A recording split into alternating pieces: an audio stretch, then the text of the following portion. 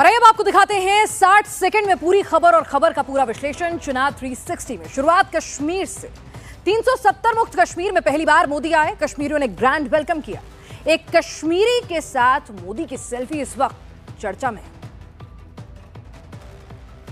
दशकों तक सियासी फायदे के लिए कांग्रेस और उसके साथियों ने 370 के नाम पर जम्मू कश्मीर के लोगों को गुमराह किया। जम्मू कश्मीर परिवारवादी राजनीति का सबसे प्रमुख शिकार हुआ है। आपका दिल जीतने की दिशा में सही दिशा में जा रहा हूं। आपका दिल मैं जीत पाया हूं और ज्यादा जीतने की कोशिश मेरी जारी रहेगी। ये सुखद संयोग है या कुदरत का कोई इशारा कि बीजेपी का चिन्ह भी कमल है और कमल के साथ तो जम्मू कश्मीर का गहरा आता है। मोदी और कश्मीरी मुसलमान नाजिम की ये तस्वीर अब हर पोस्टर पर दिखाई देगी। मोदी और नाजिम की ये बातचीत मोबाइल पर सुनाई देगी। कश्मीरी मुसलमान को मोदी का पैगाम मिल गया है। अब्दुल्ला और मुफ्ती परिवार का साथ छोड़ो और मोदी के दिल से रिश्ता जोड़ो।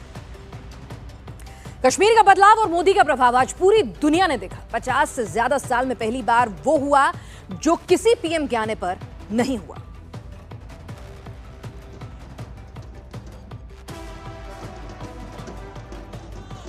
बिना बुलेट प्रूफ शील्ड के नरेंद्र मोदी ने श्रीनगर में हजारों कश्मीरियों को एड्रेस किया।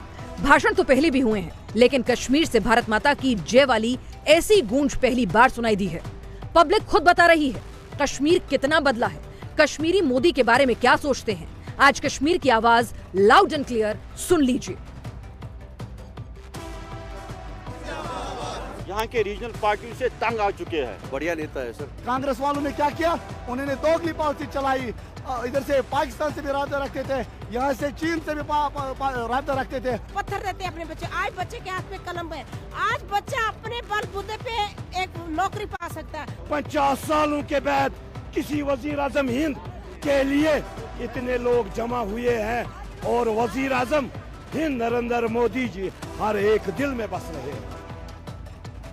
24 की पॉलिटिकल पिक्चर से चिराग पासवान अचानक गायब हो गए। ना एनडीए की तरफ ना इंडी की तरफ। चिराग वो कौन सा ऑफर पा गए हैं, देखिए। खुद को मोदी का हनुमान कहने वाले चिराग पासवान कहां हैं? बेतिया में नहीं दिखे, औरंगाबाद में भी चिराग नहीं, बेगूसराय में भी चिराग नहीं। चर्चा शुरू है कहीं चिराग एनडीए छोड़कर इंडी अलायंस में तो नहीं जा रहे। आखिरी बार चिराग नीतीश कुमार के शपथ ग्रहण के दौरान दिखे थे, उसके बाद मामला फंस गया। जब वो एनडीए गठबंधन का हिस्सा बने हैं, अब जब वो हमारे प्रधानमंत्री जी की सोच के साथ वो जुड़े हैं, मैं मानता हूं कि प्रधानमंत्री जी की सोच को अब धरातल पर उतारने में हम लोग को मदद मिलेगी। अंदर की खबर है कि चिराग अपनी पूरी पार्टी चाहते हैं। चाचा से अलग झगड़ा चल रहा है। पिताजी की पुरानी सीट हाजीपुर भी चाहते हैं। बीजेपी ने चाचा पारस और भतीजे चिराग को 6 सीटें देने का वादा किया है। चिराग को हाजीपुर मिलेगा और चाचा को राज्यसभा भेजा जाएगा। लेकिन लालू और तेजस्वी खेल करना जानते हैं। चिराग को 8 सीटों का ऑफर देने की खबर है। एनडीए को 400 सीट दिलाने से मोदी अब सिर्फ 11 कदम दूर हैं। मोदी को कहां से ये नया फॉर्मूला मिला? एनडीए का नया साथी कौन बना? ओडिशा में बीजेपी बीजेडी साथ आ रहे हैं। कांग्रेस साफ हो रही है। पिछले 2 चुनावों में बीजेपी और बीजेडी की लड़ाई थी और कांग्रेस मैदान में नहीं थी। ओडिशा की 21 लोकसभा सीटों में 2014 में बीजेडी 20 सीटें जीती थी। 2019 में बीजेडी 12, बीजेपी 8 और कांग्रेस 1 सीट जीती। हिंदुस्तान की पॉलिटिक्स में पहला मौका है जब आपस में लड़ने वाली 2 पार्टियां साथ में लड़ रही हैं और तीसरी पार्टी कहीं नहीं है। 25 साल से ओडिशा की सत्ता पर काबिज बीजेडी 15 साल बाद फिर गठबंधन में लौट रही है। मोदी का नारा है अब की बार एनडीए 400 पार। अगर ओडिशा से नवीन पटनायक साथ आ गए तो ओपिनियन पोल के मुताबिक एनडीए 389 सीट तक पहुंच सकता है। फिर उसे 400 तक जाने के लिए सिर्फ 10-11 सीटें और चाहिए होंगी। बीजेडी की प्रेस रिलीज की आखिरी 4 लाइन इस नए गठबंधन की भूमिका लिख चुकी है। अगले हफ्ते तक पूरी बात खुलकर सामने आ जाएगी। 400 सीट के लिए बीजेपी की नजर आंध्र प्रदेश पर भी है। मोदी बड़ी केमिस्ट्री सेट कर रहे हैं। चुनावी समीकरण बदलने वाले हैं। बीजेपी को आंध्र में खाता खोलना है तो नायडू जैसा दोस्त चाहिए। टीडीपी चीफ नायडू और जनसेना प्रमुख पवन कल्याण की अमित शाह और नड्डा से मुलाकात तय हो गई है। अगले 24 घंटे में अलायंस का ऐलान हो सकता है। आंध्र की 25 सीटों में लगातार 2 बार बीजेपी का खाता नहीं खुला। इस बार बीजेपी हर राज्य में कमल खिलाना चाहती है। ओपिनियन पोल बता रहे हैं कि अगर बीजेपी अकेले लड़ गई तो आंध्र की सारी सीटें हार जाएगी। कुछ दिन पहले आंध्र के सीएम जगन मोहन रेड्डी भी बीजेपी की टॉप लीडरशिप से संपर्क में थे, लेकिन नायडू के साथ जाने में बीजेपी को ज्यादा फायदा दिख रहा है। बीजेपी को लोकसभा की 5 सीटें मिल सकती हैं। आंध्र में विधानसभा के चुनाव भी साथ में होंगे। नायडू मुख्यमंत्री बनना चाहते हैं, इसलिए उनका फोकस लोकसभा से ज्यादा विधानसभा की सीटों पर है।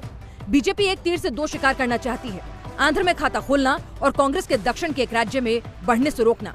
कांग्रेस ने जगन की बहन शर्मिला को आंध्र का कांग्रेस चीफ बना दिया है। मोदी को टक्कर देने के लिए राहुल गांधी एकदम नई लिस्ट लेकर आए हैं। लिस्ट को सुनेंगे तो नरेंद्र मोदी का वादा याद आएगा।